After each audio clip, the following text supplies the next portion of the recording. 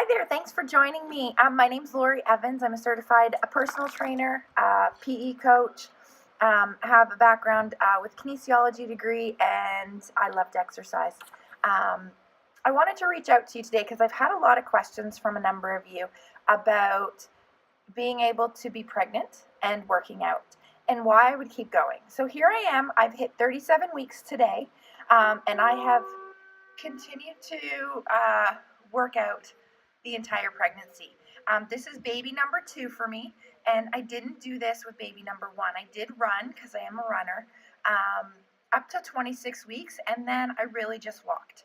But I want to share with you because studies have changed so much. So my first one was born 4 years ago, and things have changed. The biggest thing that I have learned is been being on my second child and making it a fit one and seeing all the research that's out there. So the key thing is that even if you weren't an exerciser before, you weren't a gym rat, you didn't really do it, you just kind of went on with your day, and that's that, is although you hear your doctor say, don't start anything new, it doesn't mean you can't start at all. And it doesn't mean you can't progress. The key thing with any type of workout program that you're doing, whether you're pregnant or not pregnant, is that you want to start and gradually get better. So even with your pregnancy, you want to get your body moving. You want to keep everything going because there's so many benefits to you and your baby, both during the pregnancy, in the delivery, and in post-recovery. Okay, so here's a few tips I'm just going to give you. It's not going to be long. I don't want to take a lot of your time, but I want to make sure that you have the facts that are out there because they're available to you, and you get so many people that have had a baby, 2 years ago, 4 years ago, 20 years ago, that are giving you information instead of getting the facts of what's available and what's okay for you now.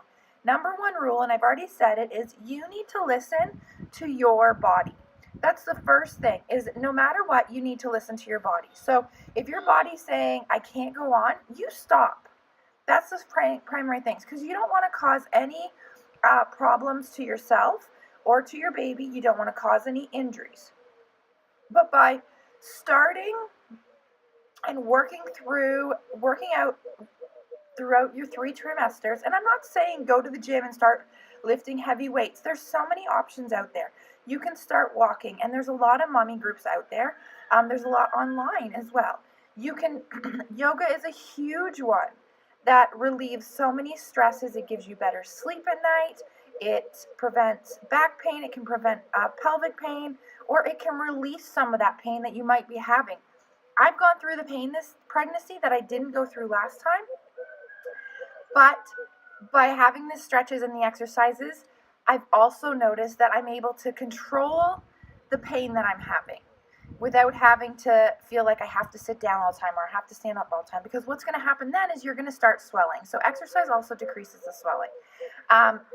It's going to increase your blood flow for you. It's going to increase your blood flow for your baby, leading to your baby having a better night's sleep, better brain health in the long run, better lower BMI, and a healthier heart. By you raising your heart rate and pumping your blood just up enough that you feel comfortable and you can keep going and you can be doing something every single day.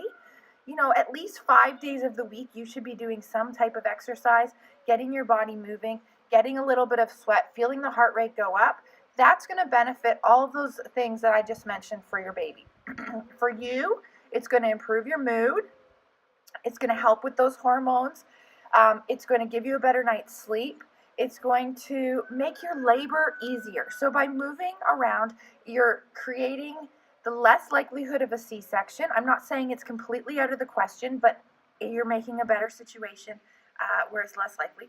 The diabetes that you can get while pregnant, you're making it an opportunity that you have less chance of getting that, because that's based on your placenta and your baby and whatnot there. So something to think about when we get our body moving, because that can be scary for some people. For yourself, okay, your complications in pregnancy when you go to deliver are going to go down. That's something you can take in control of yourself. They say that you can have a quicker delivery because of your exercising. Your body's used to those kind of huffing and puffing. They're used to you being able to control your muscles. Your body is preparing itself to deliver this cute little bundle that's going to come out, or bundles in some cases, that can come out. You're going to decrease the chance of your constipation or be able to control it. You're going to decrease the bloating. You're going to decrease the swelling. You're going to increase that blood flow I've already mentioned. So all of these really great things all come from the fact that you're moving, bird almost hit me in the head, moving your body and moving the blood around and doing something good with your heart, something good for your body, and something good for you and baby. So no, we don't want you hitting the gym and starting to lift the heaviest weights you've ever done before, because that is not a good idea. What is a good idea is starting something at a good level. And there's lots of pre-pregnancy or prenatal workouts out there that are designed specifically for that. The All Access with Beachbody is a great one where they have 3 different workouts, one for each trimester that you can add into your regular routine. They do add light weights, and she talks about when to use the weights and when not to use the weights and when to say stop, and she goes through all that. Autumn Calabrese is one of my faves.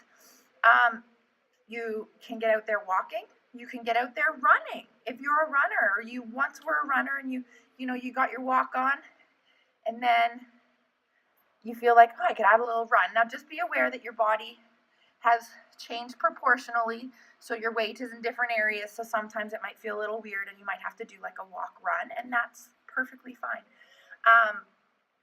Other things you can do is stretch. Now just be aware of your stretching, as your ligaments are preparing for childbirth, so they can overstretch. So just be aware of that when you're doing it. You don't want to, this is not the time to try and, hey, look, I can do the splits finally and keep doing it, because you could be pulling a little farther, but you do want to feel that you're feeling a stretch.